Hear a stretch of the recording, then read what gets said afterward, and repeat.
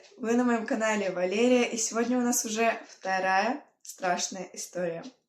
У меня новый макияж, новый фон. Посмотрите, вот тыквочки наши долгожданные. И вот такой вот как бы букетик из роз. Эти розы я сделала сама из кленовых листочков. Также хочу попросить вас подписаться на мой телеграм-канал. Вот название, и также ссылочка будет в описании.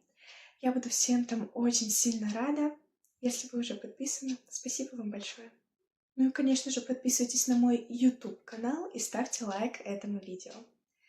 Ну что ж, можно переходить к самой истории. Ту ночь я не забуду никогда. Я просто спала в своей постели, и тут проснулась от какого-то шороха. Я обычно крепко сплю. Меня можно не добудиться, а тут какой-то шорох меня разбудил. Я была в шоке, конечно, да? Но не придала этому особого значения, подумала, что мне просто показалось. И попыталась заснуть. Прошло немного времени, и я опять услышала шорох. Он доносился...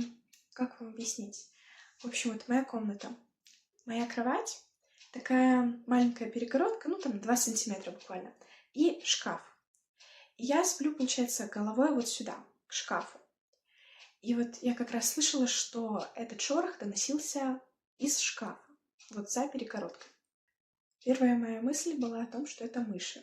У нас их дома, конечно, нет, но вдруг появились. Я уже начинаю потихоньку проваливаться в сон. И тут слышу шаги за своей дверью. Тут я уже испугалась, но подумала, что вдруг мама или папа встали сходить в туалет, попить воды, и вот идут через мою комнату к себе.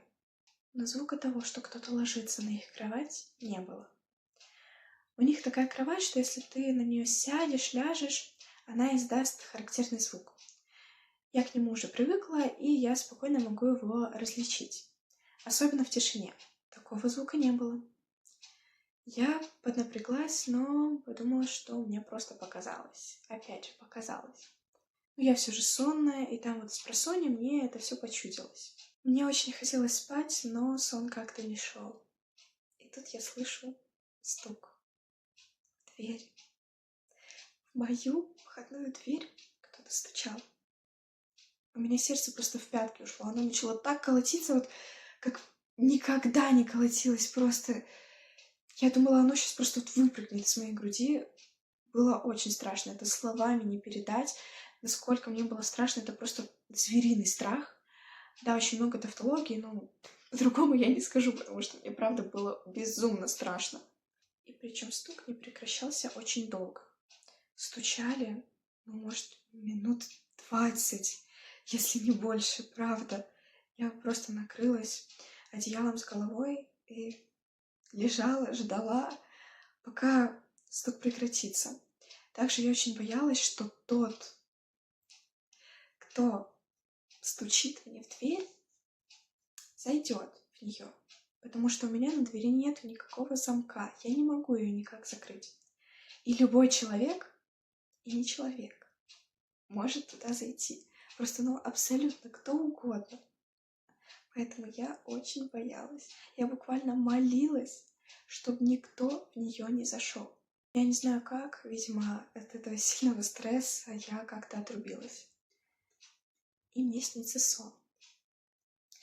Я в своей комнате сижу на кровати, переписываюсь с подругой, да. Хорошая такая обстановка. И тут я опять слышу эти стуки. Я просыпаюсь в холодном поту, вскакиваю с кровати, оглядываюсь по сторонам, вижу, что уже утро, светло. Все это закончилось. Я пыталась успокоиться, но то, что произошло этой ночью, не давало мне покоя. Я надеялась, что это был просто сон. Просто вот такой вот очень реалистичный сон. Я знала, что это не так, но мне нужно было как-то себя успокоить. Ну вот и все. Вторая страшная история подошла к концу. Надеюсь, она вам понравилась и хотя бы немножечко испугала. Ну вот и все. Всем пока-пока!